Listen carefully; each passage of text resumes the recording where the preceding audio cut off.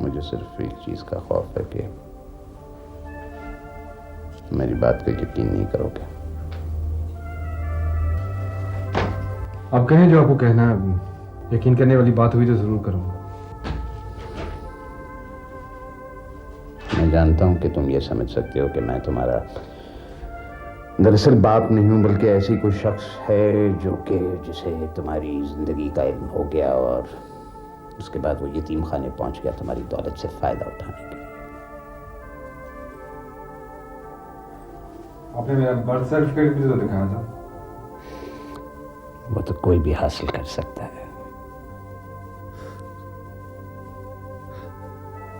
आप अपने खिलाफ ये केस क्यों तैयार कर रहे हैं? हाँ?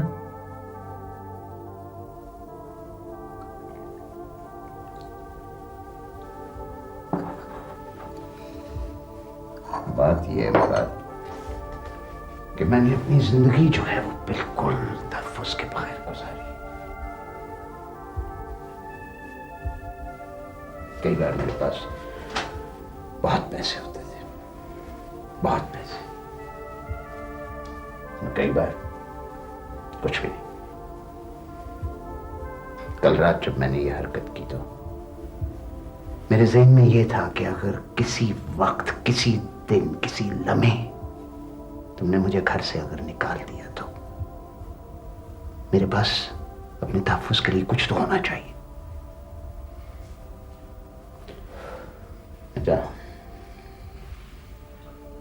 मैं जानता हूं कि बाप को अपने बेटे के घर चोरी करना बहुत ही घटिया बात है, बहुत ही जलील बात है, बहुत ही कमीनी बात है।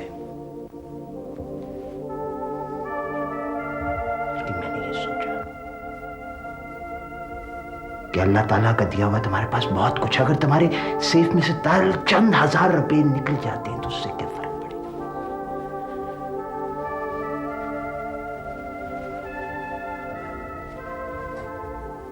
और मैंने अपनी जिंदगी में अपना तन बदन बहुत मुश्किल से यकजा रखा है। दरअसल मैं गरीब लोगों की तरह हूं, गरीब और भूखे लोगों की तरह, जो कि जब खाने की कोई चीज देखते हैं तो उनका जी चाहता है इसको चुरा कर खाएं, चाहे उनका पेट भरा ही क्यों ना। आपको इल्म नहीं था कि उस सेफ में कैश नहीं होता? मैं उस किस्म का शख्स नहीं हूं मुराद। मुझे क्या पता था, मुझे क्या पता था कि कागजात जो हैं वो इतने कीमती भी हो सकते हैं कि उनको सेफ में रखा जाए। मैंने तो फिल्मों में और कहानियों में सिर्फ देखा था कि सेफ के अंदर पैसे होते हैं, सेफ के अंदर जेवरात होते हैं।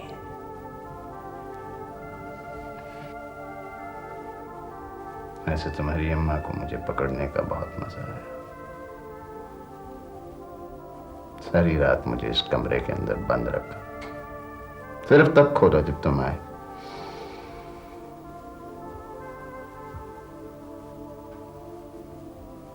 फिर मरा,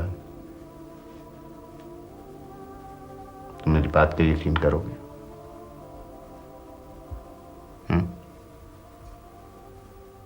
तुम मुझे बाप मानने से इनकार तो नहीं कर दोगे? एतबार करना तो मोहब्बत करने से भी ज्यादा मुश्किल होता है अब्बा। अभी कुछ वक्त तो लगेगा। बेटे, मैं अगली बार ऐसी कभी कोई हरकत नहीं करूंगा, मुझे माफ कर दो।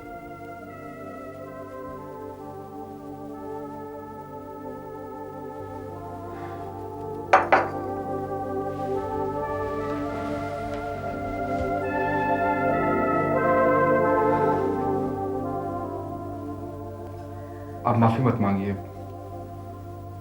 मुझे किसी का भी माफी मांगना अच्छा नहीं लगता।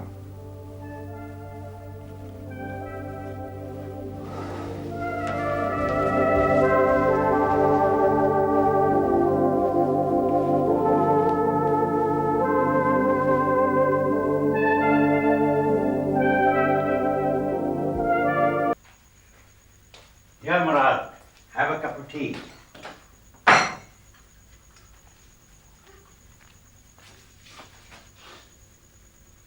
चाय। हाँ।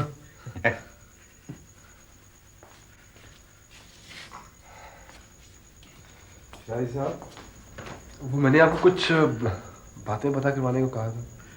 हाँ, मैंने पता करवाया। इम्तियाज साहब जो कुछ कह रहे हैं सब ठीक है। जो एड्रेस उन्होंने दिया वो भी ठीक है। उनके वहाँ 2 भाई भी हैं। एक हाल में इंतकाल कर गया। उन्होंने उसके बारे में काफ़ी अरसे से कुछ सुना ही नहीं। वो 20-22 साल की उम्र में घर छोड़कर चला गया था। शादी की वजह से? नहीं, ये तो नहीं कह सकते हैं, हो सकता है।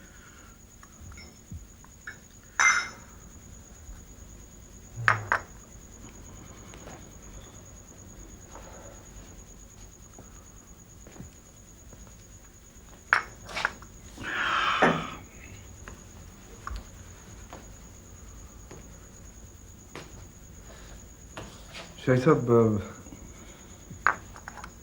आपका क्या ख्याल है? क्या ये शख्स वाकई वाकई मेरा बाप है? मुराद, ये सब एहसास का बात है। तुम्हारे दिल में एहसास होगा तो तुम उस पर यकीन करोगे। मुझे इम्तियाज साहब के बारे में उसके खिलाफ कोई बात ही नहीं मिला और मुझे एहसास है कि वो वाकई तुम्हारे वालिद हैं।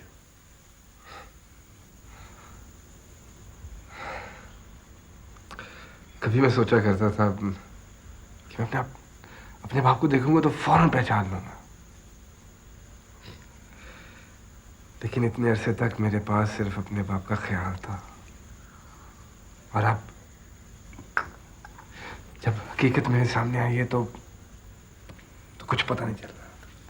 मुराद, ये सब फीलिंग की होती है बात, ये इंस्टिंक्ट होती है। और मेरा दिल से इंस्टिंक्ट कहता है कि ये वाकई में तुम्हारा वालिद है। और तुम तो इंस्टिंक्ट पर बिलीव ही नहीं करते हो। नहीं, मैं आपकी इंस्टिंक्ट पर जरूर यकीन करूंगा। Thank you, thank you. चलता हूँ, सुबह हो सकेगा तो जरूर चक्कर लगाऊंगा ऑफिस। चलो, मैं तुम्हें नहीं, छोड़ता हूँ। आपने कहीं नहीं जाना, आप इधर बैठे, मैं चलता हूँ। मैं छोड़ूंगा तुम्हें साथ। बाप बेटे को